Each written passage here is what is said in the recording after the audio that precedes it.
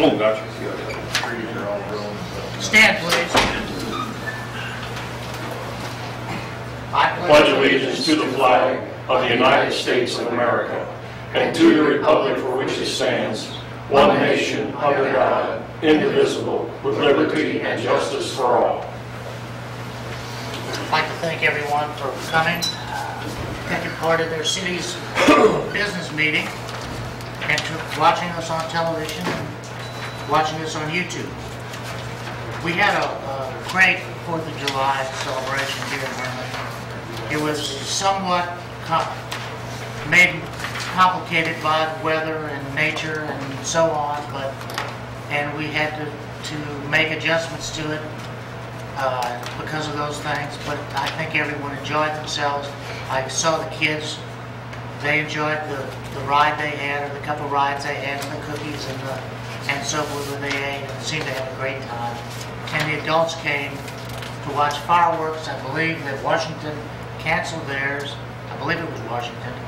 And so we had a lot of people come in for that, and those people stayed and had a very good time, and hopefully we'll come back and bring, as they say, bring more with us.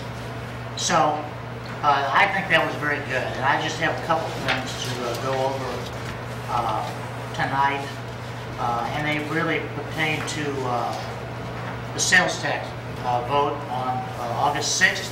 Don't forget that date. Everyone, I hope, will go to the polls and vote. Remember, the last time was a very close vote, and a lot of people said they didn't have time. But the property tax was defeated by 24 votes, and I talked to more than 24 people who said they didn't vote because it was not convenient. So please take the time to vote yes or no, but go vote. Also remember that absentee voting is open now and will be until the 25th of July, I believe. I think that's 2 Wednesdays prior to the election. I think that's the 25th. And you can go on the county clerk's website. You can go on the website called Citizens for Better Streets. They have a complete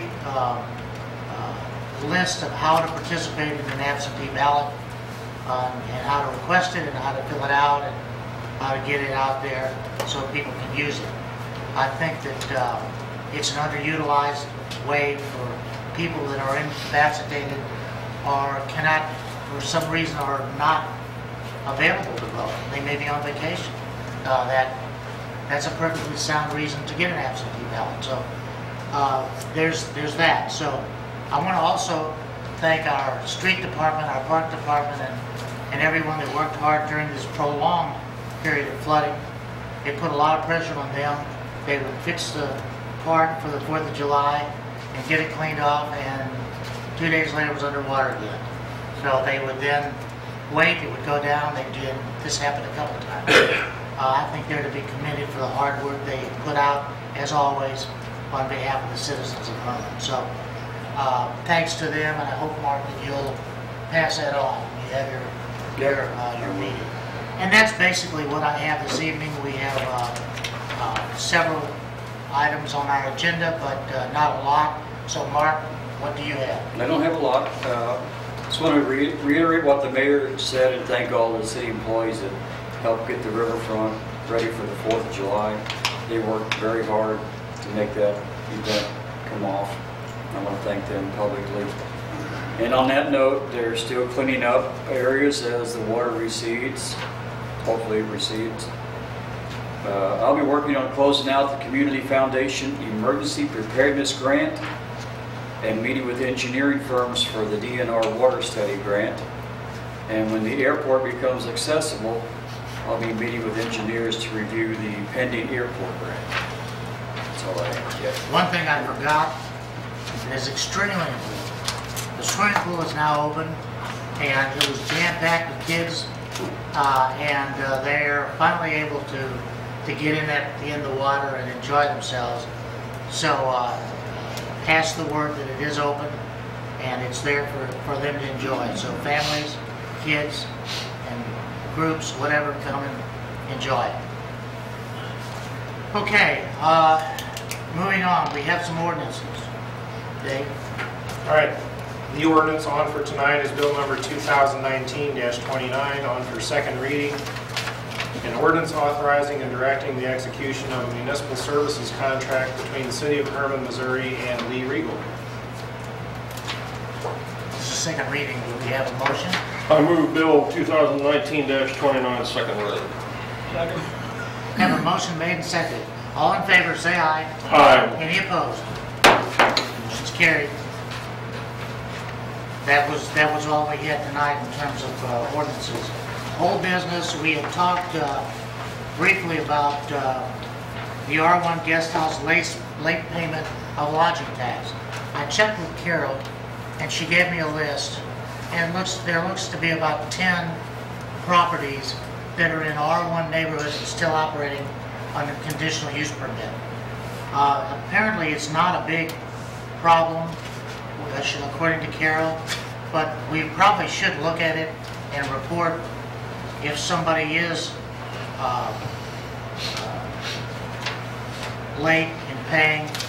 And so I asked Carol if she could make a list whenever somebody is late paying. And we're going to have to decide, so we need to think about what we want to do in the event they are late.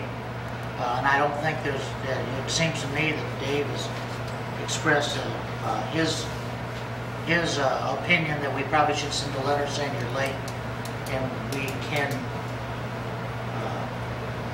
withhold your cup, or we can take away your conditional use permit, so please pay up to me within 10 days. And that might actually be a good thing to get the payments made. But we don't have a list of who was late and when, and she doesn't think it was a big problem, so it probably wasn't a big problem. But I think we should track it, because it is a law. And if we don't like the law, we should change the law. But at this point, it is the law. Is there any other discussion anybody want to talk about that? Well, it's a pass-through. That isn't their money. It is paid to them in order to give to us. If they're not giving it to us, they're in violation of the law. If you pull that with the state or the federal government, they take a pretty dim view of that. You can get into pretty serious trouble. I don't want to put anybody out of business, but they need to be sending that money to where it's supposed to go. And if they're not doing that, we need to address that rather firmly. So if we had a list, as soon as somebody does become delinquent, we could get that information out and then get them to pay immediately, or we can rescind their conditional use permit. Remember, a conditional use permit is not part of a contract when you buy a washing machine. It basically covers the fact that the use is not permitted in the zone in which you operate, but you are allowed to continue to do that business, whatever it might be, with a conditional use permit. And there are qualifications on there that say you promise to do these things, and one of them is pay your, in this particular case, you promise to pay your lodging tax on time. So there are other things on there too. So, but the lodging tax specifically says if you fail to do that, the city shall revoke your conditional use permit. So it's pretty straightforward. So if we can at least make the list. Does anybody else want to talk on that subject? I think that it's a good idea to keep track. It's like if you don't pay your utility bill, you pay a fine. It's like any other thing that you have to pay for. Well, let's do that then. Let's keep the list and see if it's a problem or not. Okay? Okay. All right. That's what other old business do we have? I've got a couple items. One, we're supposed to be getting a new AT&T tower. Does anybody know what the status of that is? I asked Mike Duchamp, is his name, the guy that's doing representing AT&T today, as a matter of fact. I asked him last week, right before the 4th, and I didn't get a response. It's probable that he's busy, swamped, but I'd like to know what the holdup is. I don't think it has anything to do with them not wanting to build it. I just like to know when they're going to start, or why they're not doing anything right now. And that's basically what I asked him. So as soon as I get a response from him, I'll make sure that all the aldermen know what he says. I was questioned this last week, and with the holiday. It was a long holiday weekend, everybody's out of work, a lot of people were on the computer. You could make phone calls pretty well, but uploading and downloading anything was pretty much non-existent from what I was told. We had trouble with phone calls too, so I put that in my email. I told them I had complaints about their service, and, you know, we can't wait to get this started. I thought they were getting a second opinion on the site. Didn't I hear that here? No, they had it picked, we approved it. It's all, everything's approved. They are working with, from the last I heard, the FCC on some kind of soil sampling or some environmental thing they have to get done. And, but they thought that was a formality. Well, they're dealing with the federal government, so it could take longer than reasonable. But I'd like to hear that again to find out what it is. Okay, number two, the old doctor's building. That grant got approved and everything. When's that going down?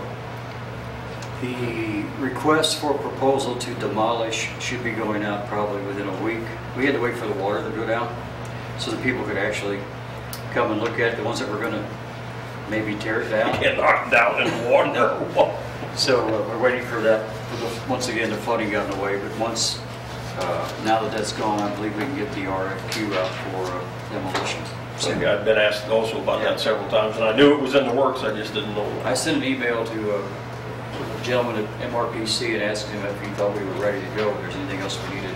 Haven't heard back from him, but we should be good to go. I'm good.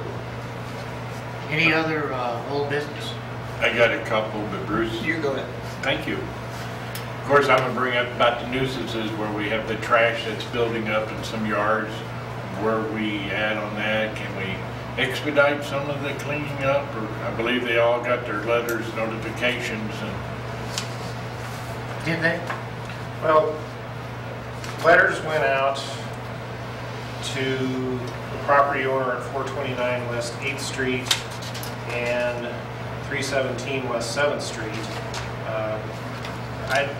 To my knowledge, those were the only letters that went out. If we have more properties, then more letters need to go out. But, with respect to both property owners were given 10 days, according to our code, to clean up the weeds and debris or trash or whatever is afflicting their property. And the West 8th Street property needed to have theirs cleaned up by July 7th, and the West 7th Street property needed to have theirs cleaned up by July 1st. I don't know what the status of those is. It's my understanding that the West 8th Street property hasn't been cleaned up, that the people who live there possibly aren't physically able to go out and do cleanup work, and maybe somebody had an idea to see if there's any fraternal organizations or St. Vincent de Paul or somebody like that they would permit to come in and help with cleanup. But they are technically in violation of their letter at this time. I think, Jim, that's why I asked for your list. I think we need an active spreadsheet, because what happens is there's more than two. And so somebody thinks that there's two, and then somebody thinks there's 8. And maybe Marlon, have you sent any letters out to these people? Or gone by to see any of the? I sent the letters out to the list I had, and then the ones we discussed with, We haven't really said this, do we? Yes, that does. 8th Street. I thought we were going to discuss something with the health department about helping get it cleaned up. I did contact the health department chief, and they really couldn't give me any help. They said there's nothing they can do. He said he would look into it on a state level, but he didn't think there was any help from them. I think we need a master list that we work from, and we mark off who sent letters, what they said, what the dates, deadlines were, and so forth, so we can keep up with it, because this happens a lot, and it gets us, we get tired out by chasing these same things over and over again. I know there's a bunch of these on your list, and then when they get, Dave has 2, Marlon has a couple. We need to really look at that. there's 9 or 10 that I just jotted down. There's more. Yeah, there's a couple more we could easily add to that list. Yeah, so we need. We gotta to start making some at And Jim, if you'll work with me on it, we'll get a spreadsheet. I'm not too good at it, but you are. and we'll keep up with it so we can put on there who's doing what, when they did it, what the expected outcomes are, and when we expect it. And then we can report much easier than we should have everything. Okay? Another thing, as Mark probably knows, is David and I had composed a list of where we thought speed limit signs would be. I know the flood may had some of that to do with it. Yeah, we've had a lot going on with the park and the riverfront.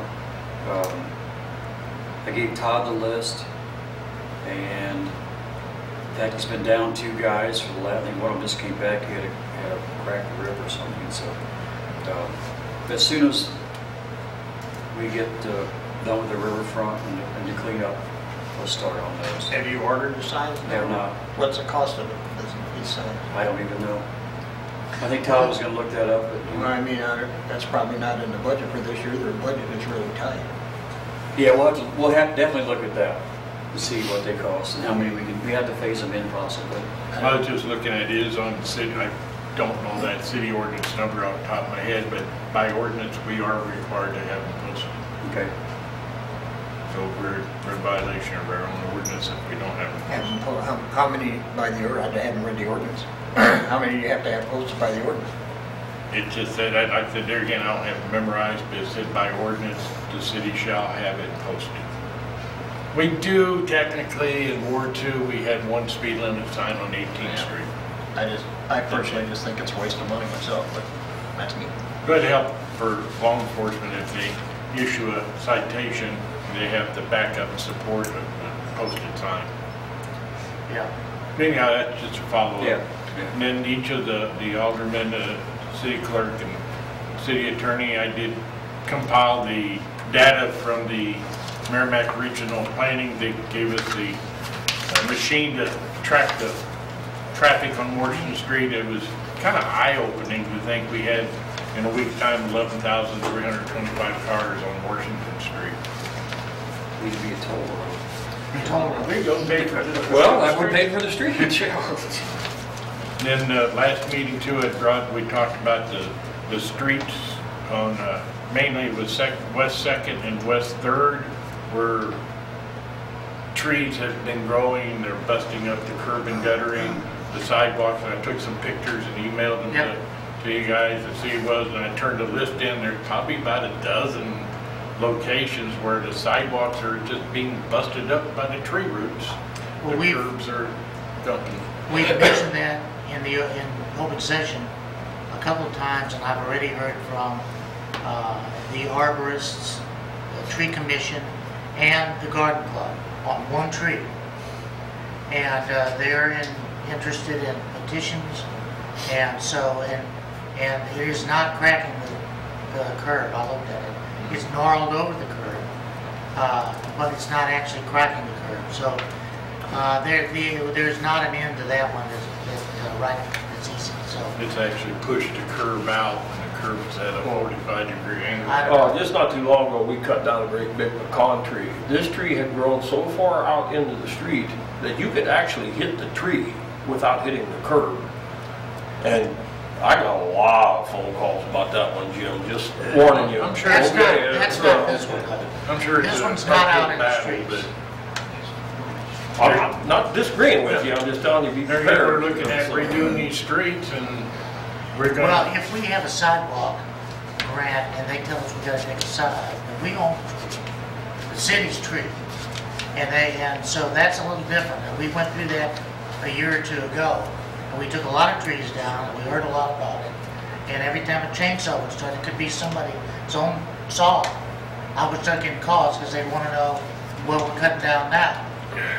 But I'm just telling you that this particular tree is something about it, and we need to, the rest of them, I don't think it's big. we can't. The Okay. property owner wants it gone, and his sidewalk is totally gone. He's got gravel there. Well, we took the sidewalk up because it had over a foot of, I mean, it wasn't, somebody was gonna get hurt on it, and we're better off with gravel. So what we need to do is decide, do we wanna knock the tree down? Because like the owner says, sticks fall down from it. Or do we want to leave it and put a sidewalk around it like we have in other places? That's kind of the decision, I think, and you guys are going to end up with that. So that one is, the other ones are not very controversial. They haven't been brought up yet, but they're in the making. Right. Okay. Any other old business? Bruce has something. Well, Me too. I'm gonna continue with the street thing there. You know, I looked at all the report here, and yeah, that's a lot of vehicles, but you know,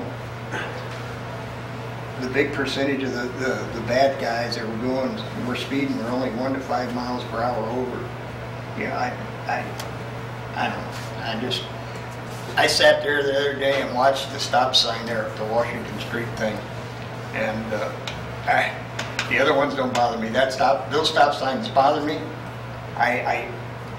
It's an offset intersection.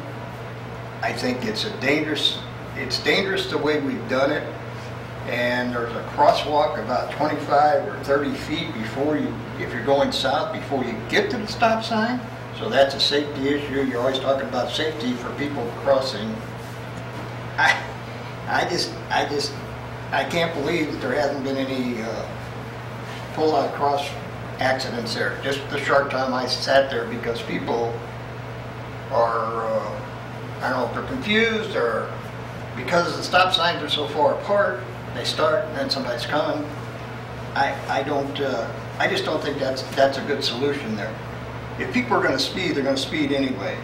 And done a little research and found out that you can research engineering on stop signs, and it's a proving fact from so many engineers that stop signs don't stop speeders. I mean, you're going to have those people. The police cannot be everywhere to catch them. So if they're there, they can do their job. If they're not there, they can't. You know, it's just, I know we're doing this for 90 days or whatever, but I personally am not in favor of keeping that stop sign at that location. I just wanted to express my concern All about it is data that come from the machine, and I want everybody to see it. No, I understand. I'm just telling you how I feel about it. Well, as for that study that the stop signs won't stop speeders, it's wrong. The stop sign at 9th and Washington is a proven example of that. We moved to that particular house in 1969. Between 1969 and 1978, we had 13 accidents in front of our house. Parked vehicles hit by people speeding up that street. We petitioned the city several times for a stop sign there, and they wouldn't do it. Till our insurance man, Kenny Lineberger, went to the city council and threatened them because American Family was having to pay for so many vehicles out there, and there was no reason for it, none whatsoever, other than people were speeding. That stop sign went in there, and since 1979, there has not been a single accident in front of our house. So stop signs will work. I've heard that same deal about the stop signs won't stop this. It will stop them. Those stop signs might not be in the perfect spot, but the whole argument that stop signs won't slow down speeders is very faulty. And the other thing is, how many man hours have the police department wasted sitting there to warn people that there's a stop sign there? You know, they got other things to be doing. I know. Maybe that's a trivial little thing, but I guess you go down on First Street in Schiller and sit in my shop for 5 hours and watch that stop sign there. The police could write a lot of tickets, because 1 out of 12 cars may really stop. The rest of them, some of them go right through, some of them rolling stops. So I mean, you know. No stop sign is 100% perfect. So anyway, that's all. I just wanted to vent. Okay. I'm done. It's your privilege. My Susan? turn. Yes. Did we find out cost or anything about putting those traffic mirrors at 2nd and Market, and maybe seeing if we could put one at 118th Street? I need to talk to MoDOT about that some more. I did look them up online, and I found some. I just got to make sure we get the right size and the right style, and I still have to do that. I have another comment on that. Susan, I don't know, I don't want to interrupt yours, but that 118th Street, we need to look at also the bushes around that house, because the bushes obscure your ability to look west, I guess it is. Even more. Yeah, I mean, they're out 10 feet, there's big bushes, and you can only see 50 feet, maybe, down, and I almost got hit today, and you know, I mean, everybody, that's probably the most... You have to punch it to get out of there Yeah. sometimes. Yeah, but the bushes, I don't know if we have the ability to take bushes down that are on private property, or we should write a letter. If it's on highway right I don't know if it is or not. Yeah, or our right away, yeah. But it might, but I'll tell you what, it definitely increases your inability to see. So when you drive past it, look and see what I'm talking about. But the pothole there is fixed. I didn't hit that, so that's good. Thank you, Tommy. You're heading right? Uh-huh. Right there, yeah. I hit that one day. It's like, That was neat. Yeah. And then I have one more thing. What about Reserve Street? Have we looked at putting some kind of reflectors or street light there or something at night to make that more visible when you turn there? Yeah, I had to check with Jesse again, but there was not an easy solution for a street light there. It had to be almost across the street. Could we put like reflective markers or reflective signs so you can at least see where to turn? I'll have to go down there and see that. Yeah.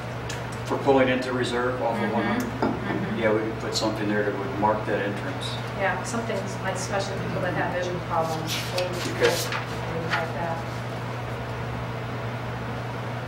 Okay. That's old business.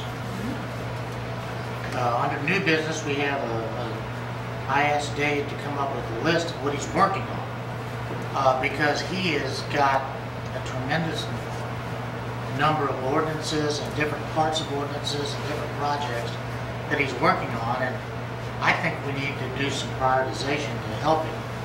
And but I'm not positive exactly what he's got. So Dave. Well, we talked a little bit about the nuisance buildings or properties and the weeds and debris, monitoring those. Just to follow up on that, the letters sent out to West 8th Street and West 7th Street were sent out by Chief Walker and kind of go down the criminal city court route. Whereas we give them 10 days to clean it up, and failing to respond results in a criminal summons under ordinance 210.010. I think the Board of Aldermen should keep in mind that there's also, that's a remedy that's separate from the city's ability to provide notice, give them 10 days to clean it up. If they don't clean it up and they don't request a hearing, go in and abate the nuisance or take care of the nuisance ourselves, in addition to going to city court. And to my knowledge, there haven't been any letters go out on that. And I guess I would echo Mayor's comment from a few minutes ago that if there's, I don't think that I've seen the list. If there is a list, I think a spreadsheet including a couple columns of city court and abatement and which path you want to go down would be a good idea to decide how to deal with these people. With respect to dangerous buildings, letters have gone out. Lee sent out letters on June 17th to property owners at 139 West 5th Street and 910 Jefferson Street and 210 East 4th Street, advising those property owners that their property has been deemed unsafe, and they were ordered to vacate and demolish the structures on those properties, and they were to do so, or at least show some progress within 30 days of the dates of these letters. And so we're still a week or so away from July the 17th, but I don't know if anybody's made any progress on actually doing that. I can tell you that the property on East 4th, the gentleman did come in for a demolition permit. All right, good. But this is something that we should keep on our radar, obviously, and as soon as the next Board of Aldermen meeting, Trish, if you always send out the drafts of the agendas, if you want to make a note to put on the agenda draft, public hearing for dangerous buildings, question mark, or something like that, because that's the next thing to happen. If they don't respond to these letters, then we hold a quote-unquote public hearing at one of these meetings and have Lee spend a couple of minutes talking about why a certain building is a dangerous building and take a vote and pass an ordinance that a building is deemed a dangerous building and shall be taken down, and then we can proceed from there. So, and of course, if there are any others other than these three that we need to deal with, we should do it. I haven't seen any letters other than these three that I mentioned.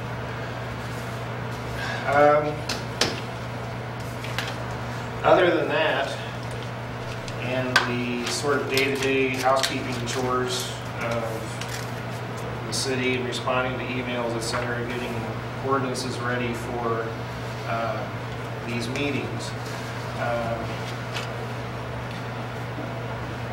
I'm working on we talked about a noise ordinance regarding the engine compression brakes on Highway 19 northbound. That's still, I'm working on that.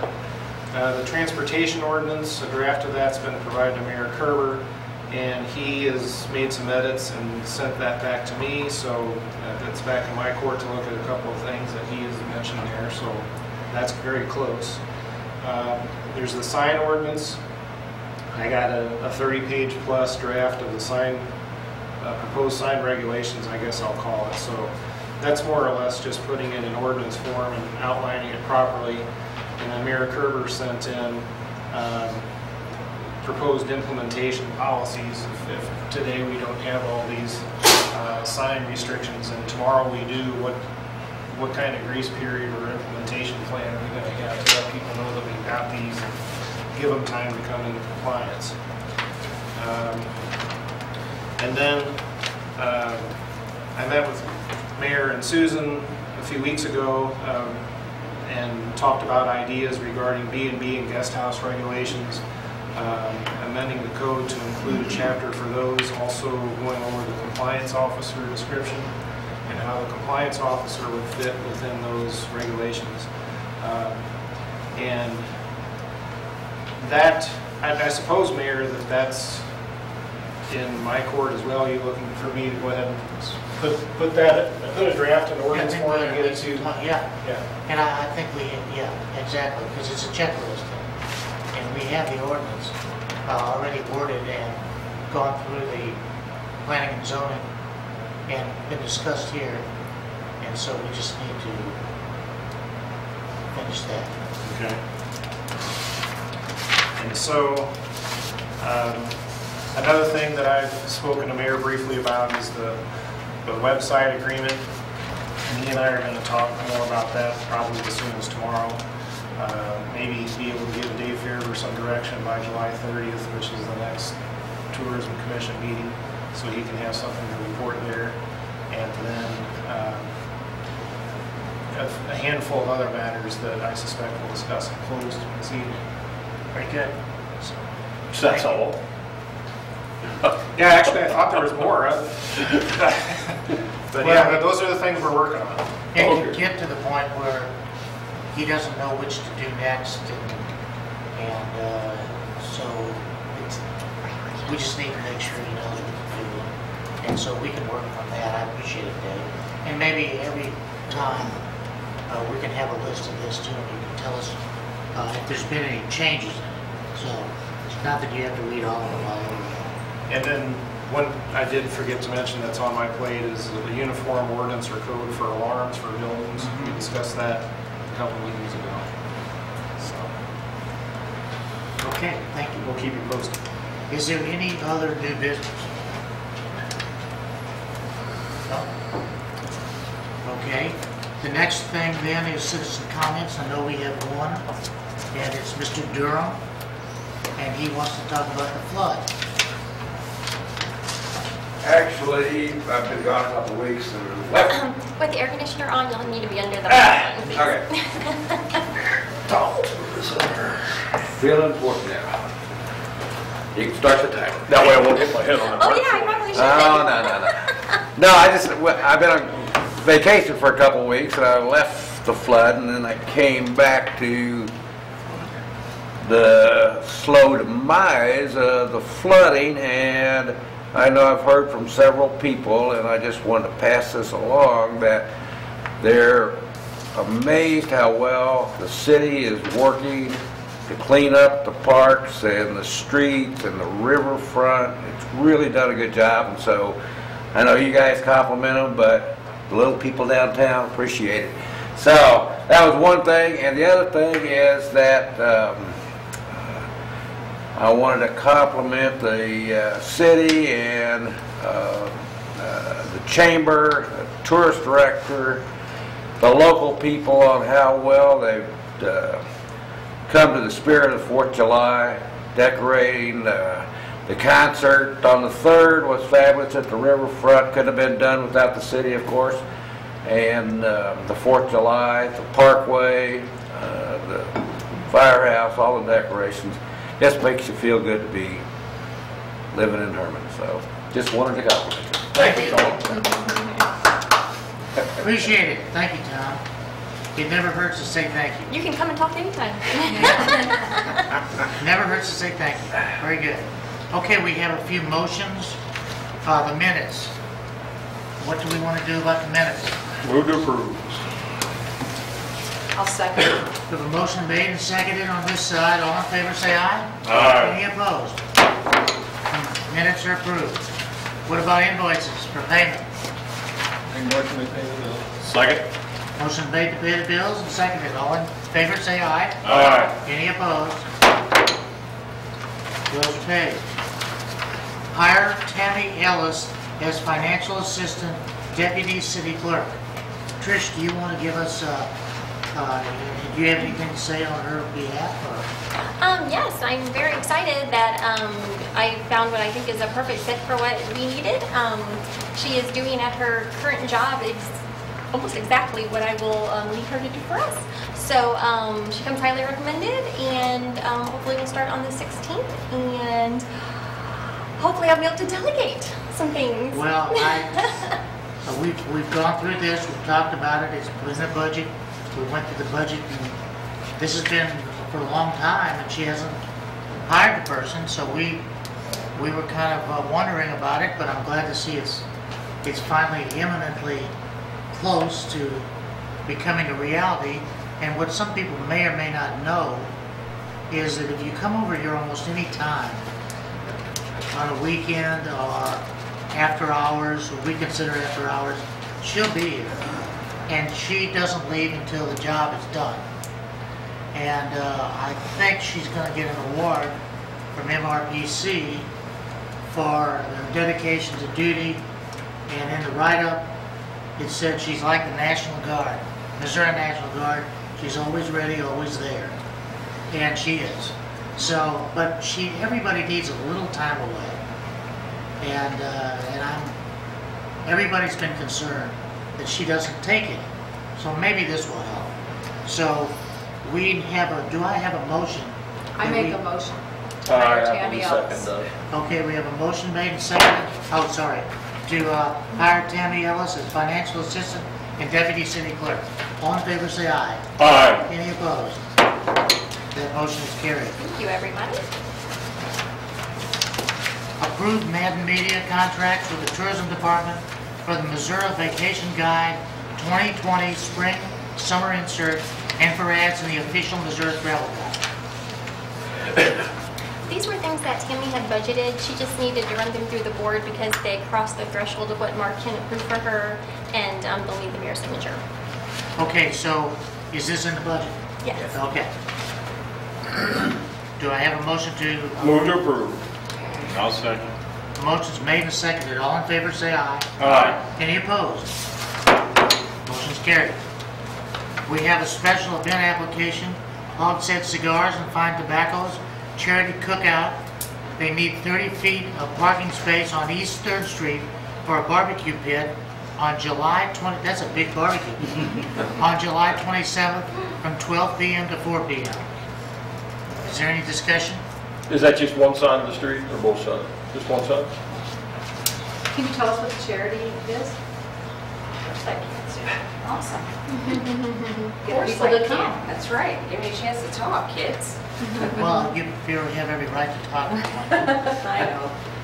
Yeah, so because of the new FDA regulations, cigar manufacturers are no longer allowed to send troops overseas cigars. And that's been a thing, right? That's been a thing since forever. So now shops like mine have to collect cigars from our patrons, and we send them to this 501c3 or whatever it is. It's a non-for-profit, and they box them up and send them to our troops that are deployed overseas. So we're doing a little cookout, and all current active duty or retired military personnel who bring their ID get a free plate of food, and everybody else has to pay $10. And all the money raised will be sent to Cigars for Warriors, and of course people have the opportunity to purchase a cigar and put it in the humidor to be sent over to our troops as well. So please approve the motion so we can have a nice barbecue that day. Do you have it, are there any questions, comments? Did you just honestly just say the government said it's dangerous to send cigars to soldiers in a war zone? Did I say what? I'm sorry. The government says it's dangerous to send cigars to soldiers in a war zone. They, yes. Wow. Yes. That's right. Well, I moved to approve. Do we have a second? Do we have a motion made and seconded? All in favor, say aye. Aye. Any opposed? Thank you. Thanks, guys. It's on the menu, Connie. Barbecue, Wayne all right. Tiny, he's making some brats and burgers. Nice. There being no reports, we have a closed session plan. May I say one Sure. thing? I should have brought it up under other business, I guess, but I just wanted to make a comment that 4th of July just passed, and if you drove up towards the old firehouse, you've seen the Memorial Park. The committee has been really working hard on that. If you get a chance, the bricks with the memorials are in place. Stop and take a gander of what is done. It's pretty remarkable. And if you have someone that you would like to memorize, you can get the applications here at the city or the tourism department. It's a very moving thing for me, and I just think everybody should take their time to look. Absolutely. That's a wonderful thing for the city. I was privileged to put my brick and my 3 kids' bricks in, and very emotional. Well, thank you for everyone's service that has a brick there and all those that don't have bricks. Thank you for your service then. Will they just keep going up, Bruce? Well, there's blanks there, so if you know somebody or somebody in your family, you know, they'll take a blank out. Well, they'll have it engraved, take a blank out, put that one in. Oh, cool. And if you paid for your brick and you can't find it, ask Chuck, because I bet you it's there. Okay. We have a closed session. Do I have a motion for that?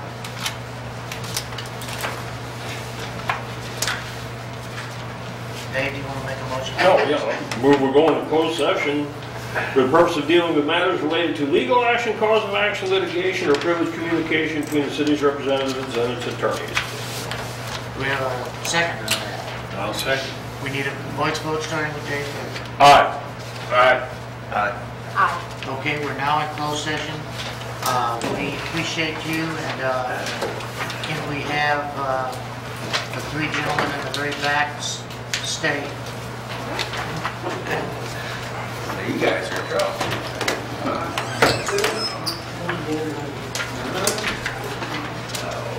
Nothing too hard on it.